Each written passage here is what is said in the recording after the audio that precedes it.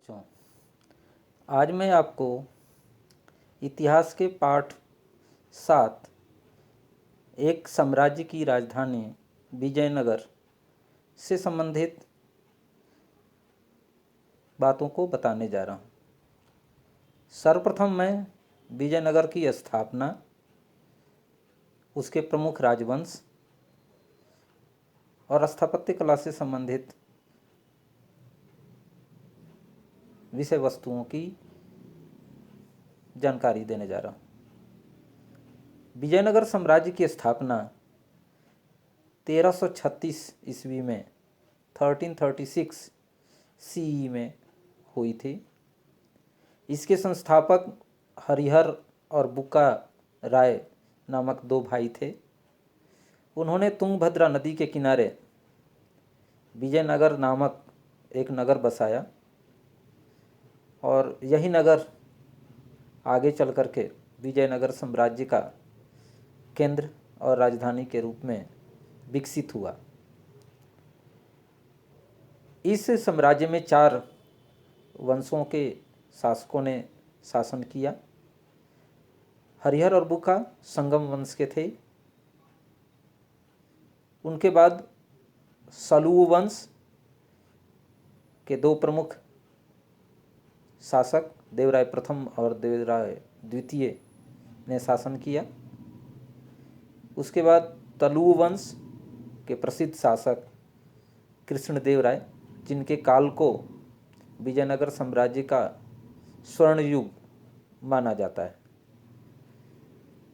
बाद के दिनों में अंतिम राजवंश अरिविड्डु वंश के रूप में था, जिसके साथ ही विजयनगर साम्राज्य का पतन हो गया।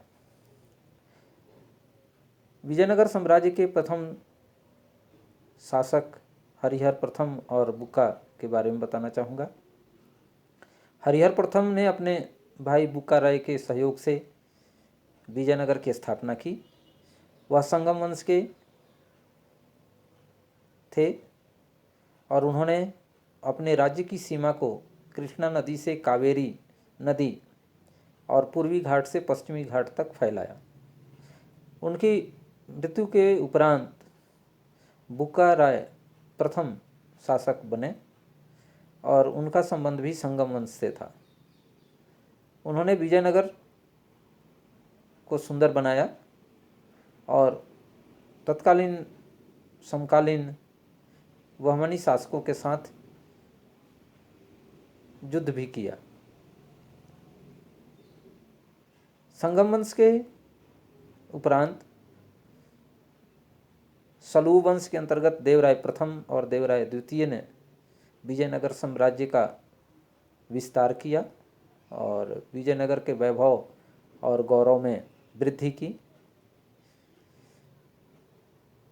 सलूव वंश के उपरांत तलुव वंश के कृष्णदेव राय तलुव वंश के प्रसिद्ध शासक थे, जो उन्होंने 1509 से 1530 तक शासन किया और उन्होंने विद्रोही सरदारों का दमन किया, रायचूर दोआब पर भी अधिकार किया और उनके काल में स्थापत्य कला, आर्थिक गतिविधियों और सैनिक प्रत्येक क्षेत्रों में उल्लेखनीय उपलब्धि हासिल हुई और इसीलिए इनके काल को golden period of Vijayanagara empire के नाम से जाना जाता है।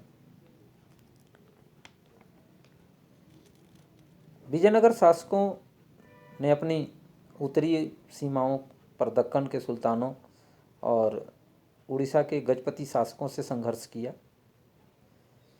14वीं से 16वीं शताब्दी के दौरान युद्ध कला कुशल अश्वसेना पर आधारित थी और इस प्रतिस्पर्धा में उन्होंने अरब और मध्य एशिया से उत्तम घोड़ों का भी आयात किया।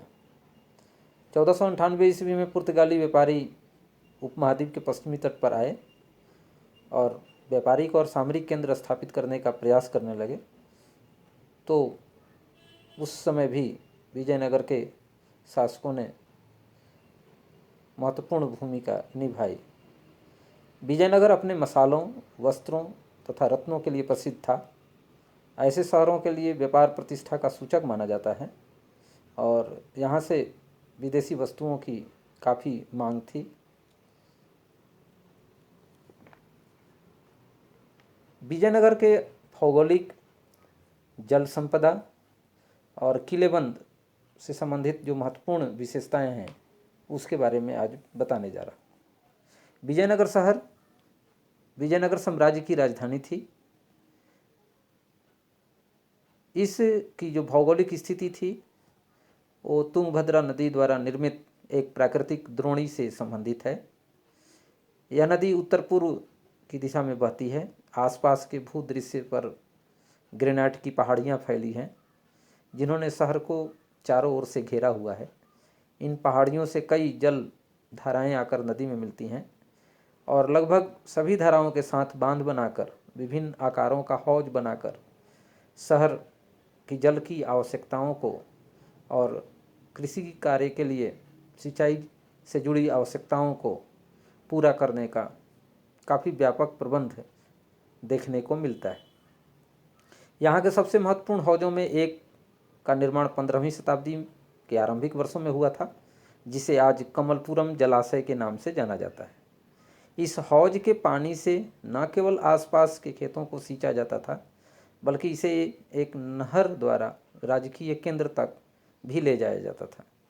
हिरिया नहर सबसे महत्वपूर्ण जल संबंधी संरचनाओं में से एक थी। इस नहर में तुंगभद्रा पर बने बांध से पानी लाया जाता था। इसका प्रयोग धार्मिक केंद्र से शहरी केंद्र को अलग करने वाली घाटी के सिंचाई के लिए भी किया जाता था और संभवतः इसका निर्माण संगम वंश के राजाओं द्वारा ही कराया गया था। इस शहर की जो सबसे महत्वपूर्ण विशेषता है वो है किलेबंदी और सड़कें। विजयनगर शहर की विशाल किलेबंदी बहुत महत्वपूर्ण है। 15वीं शताब्दी में फारस से कालीकट, जिसे वर्तमान में कोझिकोड के नाम से जाना जाता है, आए दूत जो अब्दुल रजाक था अरब, यहाँ की किलेबंदी से बहुत प्रभावित था और उसके बारे में काफ़ी उसने लिखा है। उसने दुर्गों की 7 पंक्तियों यानी 7 लेयर्स का उसने उल्लेख किया है कि जो विजयनगर साम्राज्य था वो सेंटर में था और उसके 7 लेयर्स थे फोर्टिफाइड एरिया के, और उसमें कृषि कार्य भी किए जाते थे। इसके द्वारा न केवल शहर को बल्कि आसपास के कृषि क्षेत्र और जंगलों से भी घेरा गया था। सबसे बाहरी दीवार शहर के चारों ओर बनी पहाड़ियों को आपस में जोड़ती थी। इसमें गारे या जोड़ने के लिए किसी भी अन्य वस्तुओं का प्रयोग नहीं किया गया था।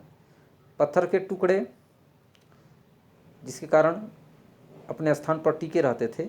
दीवारों को अंदर का भाग मिट्टी और मलबे के मिश्रण से बनाया हुआ है। वर्गाकार तथा आयताकार बुर्ज बाहर की ओर निकले हुए थे। शहर की किलेबंदी की सबसे महत्वपूर्ण बात यह थी कि इससे खेतों को भी घेरा गया था। अब्दुल रजाक लिखता है कि पहली, दूसरी और तीसरी दीवारों के बीच जुते हुए खेत, बगीचे और आवास हैं।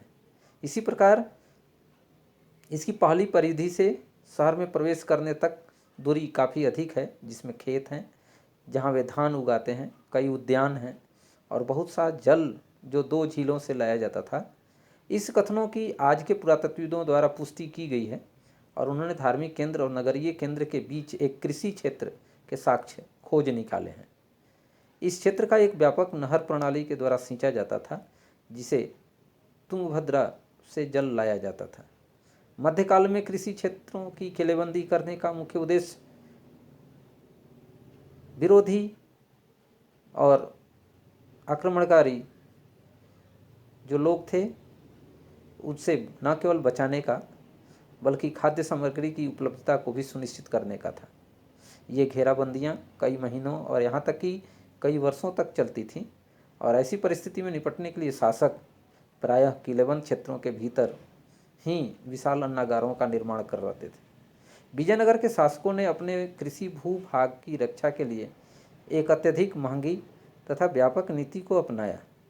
दूसरे किलेबंदी नगर केंद्र की आंतरिक भाग के चारों ओर बनी हुई थी और तीसरी से शासकीय केंद्र को घेरा गया था, जिसमें महत्वपूर्ण इमारतों प्रत्येक समूह की घेराबंदी उनकी अपनी ऊंची दीवारों से की गई थी। दुर्ग में प्रवेश के लिए पूरी तरह से सुरक्षित प्रवेश द्वार बने हुए थे जो शहर को मुख्य सड़कों से जोड़ते थे। प्रवेश द्वार स्थापत्य के विशिष्ट नमूने थे। किलेबंद बस्ती में जाने वाले प्रवेश द्वार पर बनी मेहराब और द्वार के ऊपर बनी गुंबद संभवतः तुर्की सुल्तानों की स्थापत्य कला के नमूने थे। और इस तरह से कहा जा सकता है कि विजयनगर साम्राज्य के शासकों ने इंडो इस्लामिक शैली में भवनों का निर्माण करवाया, क्योंकि इसका विकास विभिन्न क्षेत्रों में स्थानीय स्थापत्य के साथ भी देखने को मिलता है। सड़कें प्रायः पहाड़ी भूभाग से हटकर घाटियों से होकर ही इधर उधर घूमती थी। सबसे महत्वपूर्ण सड़कों में से एक कुछ मंदिर के प्रवेश द्वार के आगे की ओर बढ़ी हुई हैं और दोनों ओर बाजार के स्वरूप भी दिखाई देते हैं। तो इस तरह से आज मैंने आपको विजयनगर की स्थापना, उसके प्रमुख 4 वंश और विजयनगर साम्राज्य की भौगोलिक स्थिति के साथ जल संपदा और किलेबंद क्षेत्र और सड़कों की विशेषताओं के बारे में बताया।